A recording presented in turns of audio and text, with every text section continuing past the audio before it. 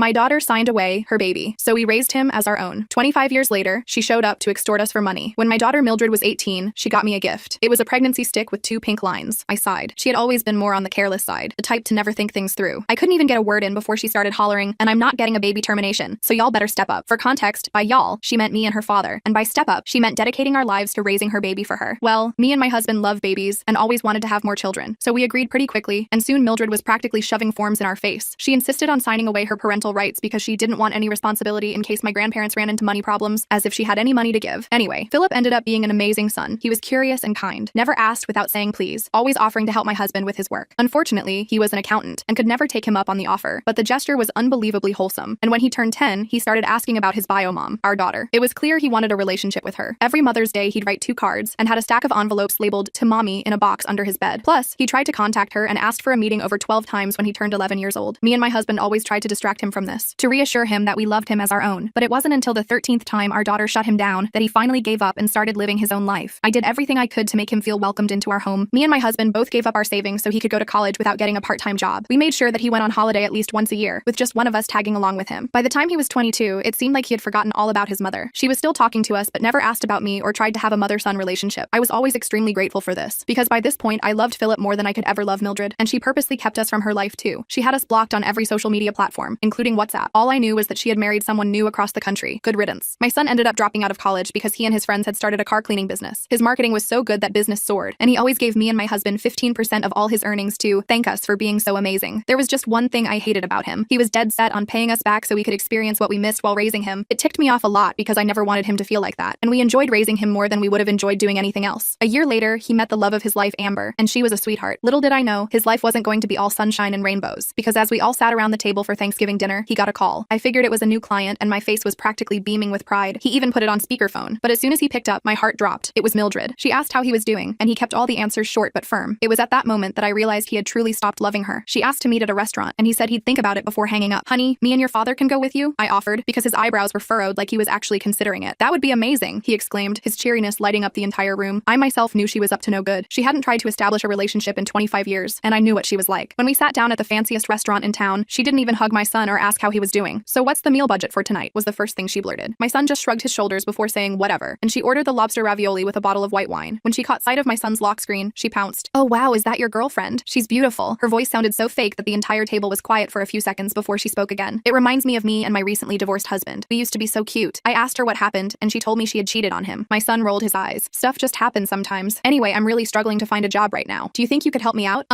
I guess. Great. What she said next shook me to my core. "I'm going to need around $14,000 to secure an apartment. I'll send you my bank details, so make sure to send the money before the weekend." I expected my son to get angry, but instead he just nodded and waited for the food to arrive. So I opened my mouth to speak and rip her a new one, but then I felt a pinch under the table. It was my son, so I just stayed quiet. Little did I know, my sweet son had an ace up his sleeve, and my daughter was finally going to suffer the way she deserved. When we got home that night, I was still fuming. I paced around the kitchen while Larry made us some tea, trying to calm me down. Philip sat at the counter, scrolling through his phone like nothing had happened. "I just don't understand how you can be so calm about this," I said to him. "That woman abandoned you, ignored you for years, and now she just waltzes back into your life demanding money?" Philip looked up from his phone with that same mysterious smile. "Mom, trust me, I've got this handled." "What does that even mean?" I asked, exasperated. He showed me his phone screen. He'd opened his banking app and was in the middle of making a transfer to an account I didn't recognize. The amount? Exactly $14. $14? I asked, confused. "Yep, she asked for money. She didn't specify how much in her text, so I'm giving her money. $14 should cover a nice lunch, right?" Larry burst out laughing. I couldn't help but join in. The tension in my shoulders finally released. My boy wasn't a pushover after all. "You're something else, kid," Larry said, patting Philip on the back. The next morning, I was making breakfast when Philip's phone started blowing up with notifications. He was still asleep, but his phone was on the kitchen counter charging. I wasn't trying to snoop, but the messages kept popping up on his screen. "Where's the rest of it?" one read. "This isn't funny," came another. "I need that money by tomorrow." I woke Philip up and showed him. He just chuckled, typed something quick, and went to take a shower. I couldn't help myself. I peeked at what he'd written. "Sorry, budget's tight this month. Hope the $14 helps." The calls started coming in around noon. Philip ignored them all, letting them go to voicemail. By evening, there were 17 missed calls from Mildred. Philip listened to the voicemails with the phone on speaker so Larry and I could hear. Each one got progressively angrier and more desperate. "You think this is some kind of joke?" she screamed in the last one. "I'll show you what happens when you mess with me." I started to worry. "Maybe we should call the police?" That sounded like a threat. Philip shook his head. "She's all talk. Always has been, right?" I nodded, but I wasn't convinced. I knew Mildred better than he did. She could be vindictive when she didn't get her way. 3 days passed with no word from Mildred. I started to relax, thinking maybe she'd given up. Philip went back to work at his car cleaning business, and life seemed to return to normal. Then it happened. I got a frantic call from Philip around lunchtime. "Mom, she's here, at the business, making a scene." I grabbed my keys and Larry, and we raced over to Philip's shop. When we pulled up, I could hear the shouting from the parking lot. Mildred was standing in the middle of the reception area, screaming at the top of her lungs lungs while customers looked on in horror. You owe me. I gave birth to you. The least you could do is help your mother out. Philip was standing there, calm as could be, hands slightly raised in a placating gesture. Ma'am, I'm going to have to ask you to leave. You're disrupting my business. Ma'am,